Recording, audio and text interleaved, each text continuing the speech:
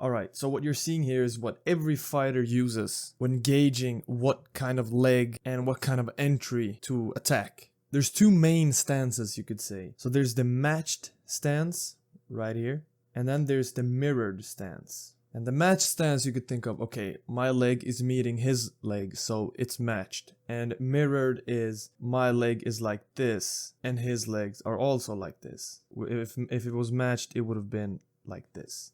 Leg position is one, and the other thing I've noticed, does he give me the back arm or the front arm? So he has one arm here and one arm back here. If he gives you the back arm, right, you go for a back leg single, and you do that with both stances. So if it's a mirrored stance and he gives you the back arm, you go for a back leg single. If it's a match stance and he gives you the back arm, you go for a back leg single. You see both of these lead into the back leg single. If you're in a matched stance, right, this is your left leg, this is your right leg, this is his right leg, this is his left leg, right? You're in a matched stance like this. Your legs are meeting right here.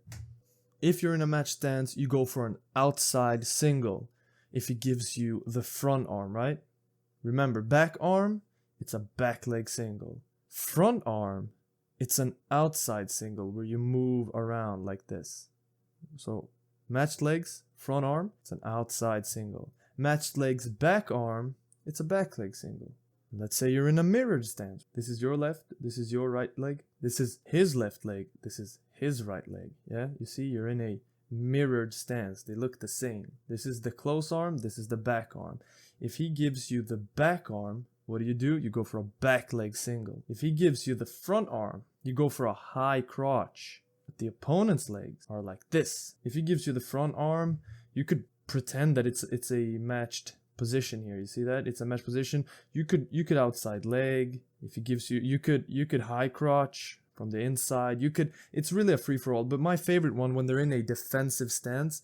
So if you can bait both their arms forward, you could go for a double leg. And these double legs are super effective if you sort of hit their arms up. So now that you've understood the basics, I can give you some honorable mention. The redrag or the arm drag fake. And I got this from Andrew Wiltz. He's so good at this. When he fails a double leg, as he's going out, he re-arm drags. My favorite, I use this all the time, is the fake arm drag. So it's a two-step system, right? You arm drag into a leg pick. So you arm drag this arm and you aim for this leg. So here's the first, like the main arm drag thing. It works great.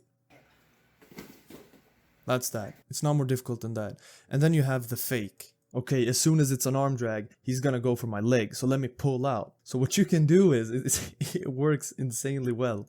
You fake arm drag this. You don't even need to drag it. You just need to tap their elbow, and they're gonna pull back. As soon as they pull back, they're gonna leave all their weight on this leg. So you fake over here, and you move to this leg. Whole side right here. So as soon as I touch it, Goes to the other side. It's that simple. You have those two and the redrag after a failed shot. Now another thing I've noticed is just really touching your opponent's head.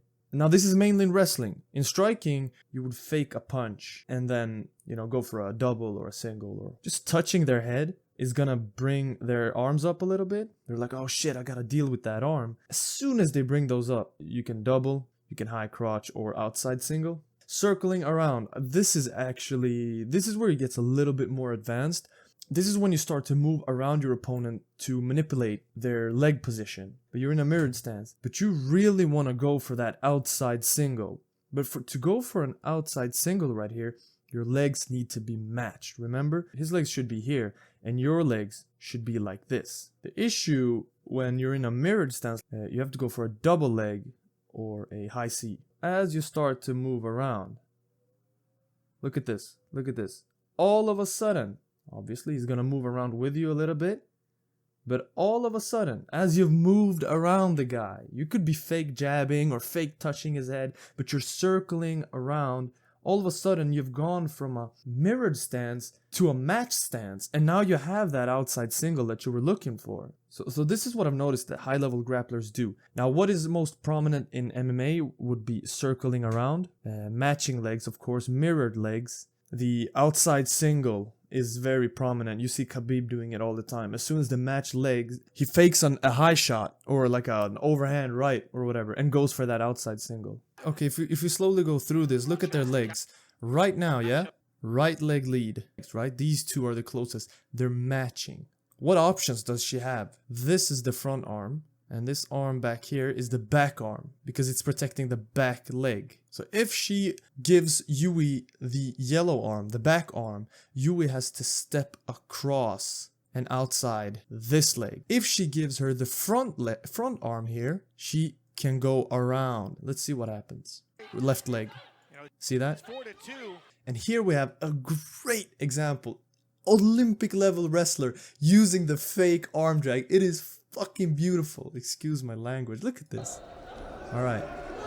So it's a bit of a stalemate here, right? They're just fighting for arm position. Nothing's really happening. This side though, so the blue here is really scared of this leg right here because her defensive arm is so high up. If Yui gets the chance to get under this, it's over. So look what Yui does. This is fucking beautiful, man. Look at this. You see that? Look at that.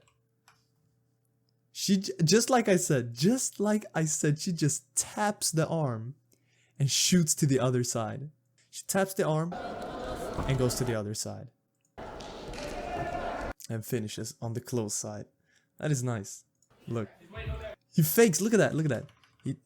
Now the camera doesn't see it, but you can see him touch his this guy's left arm and then shoot for that outside single.